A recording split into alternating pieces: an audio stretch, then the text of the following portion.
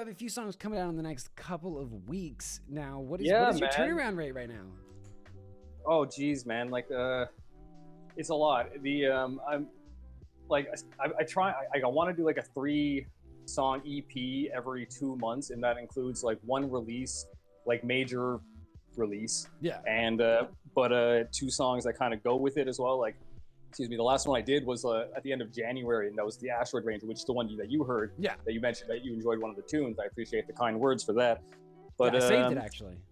Oh, thanks, man. Oh, yeah. Actually, like that song that you have coming out now, the one that we were talking about earlier, that one's a keeper, man. I love that one. That bass is sick. But shit. Sorry, where was that? Yeah. So I have a major song again, quote unquote, coming out every ideally 2 to 3 months, and then I have Okay. less serious songs probably every couple of weeks. I want to have like a consistent schedule, but it's hard, man. You know how it is.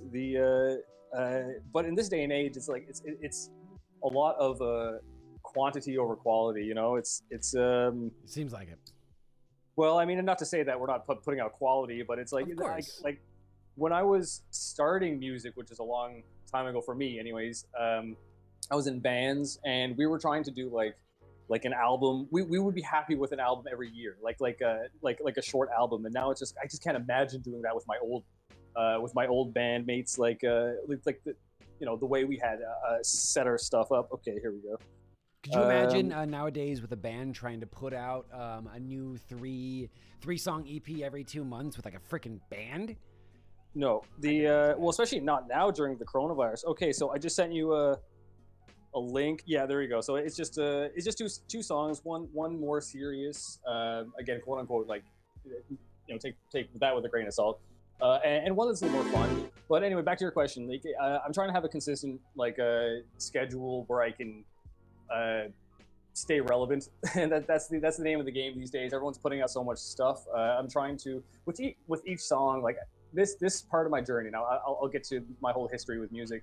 This part of my journey. We'll get to all of that, I'm sure. We'll get to all of it. Oh, I'm ready, man. Like I told you I'm a talker, man. Like this part of my journey started last year, like at the end of the summer, because I had tried to do like a little marketing business with a friend, and yeah, man. I mean, it's just as much as I could, you know what I mean. I'm at the end of my 20s now, and Same. I'll be yeah. Oh, like 29 I'm sure this year. My dude, 1991. 1992. Oh, so you're gonna be 30 this year, huh? Yeah. Just don't say that too loud, man. Holy shit. Well, my partner's a few months older than I am, so I'm like, okay, you first, man. Holy shit. Let them jump that hurdle. Yeah. So I mean, you get it, man. It's like there's this kind of like burning in my heart now. I'm just like, it's not like a now or never. I think that, like in this day and age, we're kind of beyond like you got to do it in your young days. Like now, like because there's so much do it yourself like out there. There's so much that we can do for ourselves. We're not trying to please some industry executive anymore. Like I mean, yeah, that would help, I'm sure, but it's in this day and age, like it's so do it yourself that like I'm not even worried anymore about my age. Like I mean, yeah, that took a lot of introspection and conversations and stuff to kind of get past like my age and stuff, especially when you see like 17 18-year-olds putting out albums and you're like, fuck, man, I feel like I wasted a lot of time. Well, you know what it is, right? It's akin to my grandfather always telling me at fucking 13 I had a job at the grocery store, at 16 I had 2 jobs and a fucking Mustang, and I'm like, that's cool. That's when jobs were like plentiful and you could walk down the street like you did. Now unfortunately, their generation, and as much as I don't want to say like anybody ruined it for anybody, but like their generation didn't think about the future.